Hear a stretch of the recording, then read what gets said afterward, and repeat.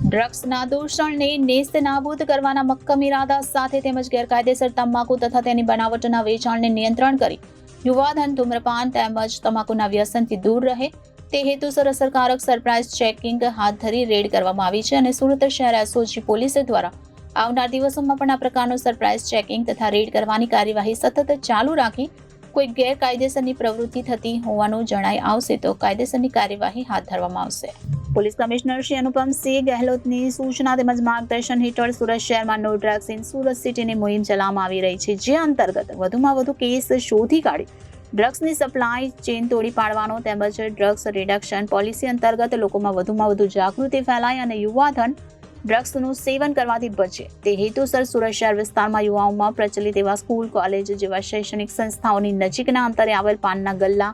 ચા નાસ્તાની લારી, ટપોરીઓ તેમજ સ્મોકિંગ ઝોન આઈડેન્ટિફાઈ કરી સંયુક્ત પોલીસ કમિશનર રાઘવેન્દ્ર વત્સ સાહેબની રાહબરી હેઠળ ડીસીપી એસઓજી રાજદીપસિંહ નકુમની આગેવાનીમાં એસઓજીના પોલીસ ઇન્સ્પેક્ટર અશોક ચૌધરી તથા અતુલ સોનારા તેમજ કર્મચારીઓની ટીમ તેમજ સુરત મહાનગરપાલિકાના આરોગ્ય વિભાગના અધિકારી ચીફ સેનેટર ઇન્સ્પેક્ટર સંજયભાઈ સુતારિયા તથા કર્મચારીઓની ટીમ સાથે રાખી અઠવા ઝોન વિસ્તારમાં કુલ એક ડીસીપી કક્ષાના અધિકારી તેમજ 2 પોલીસ ઇન્સ્પેક્ટર, 4 પીએસઆઈ તેમજ 40 જેટલા પોલીસ કર્મચારીઓ તેમજ સુરત મહાનગરપાલિકાના એસઆઈ કક્ષાના 1 અધિકારી તેમજ 12 જેટલા કર્મચારીઓની અલગ અલગ ટીમ બનાવી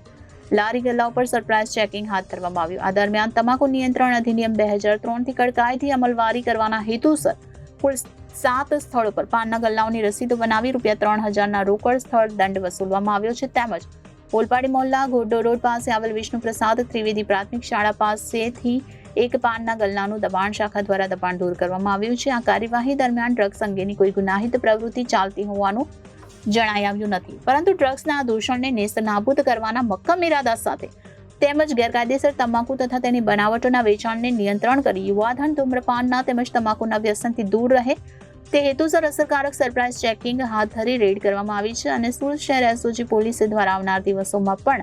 આ પ્રકારનું સરપ્રાઇઝ ચેકિંગ તથા રેડ કરવાની કાર્યવાહી સતત ચાલુ રાખી કોઈ ગેરકાયદેસરની પ્રવૃત્તિ થતી હોવાનું જણાવશે તો કાયદેસરની કાર્યવાહી પણ હાથ ધરવામાં આવશે. Reporter Hitesh Prajapati, Janadesh news, Surat.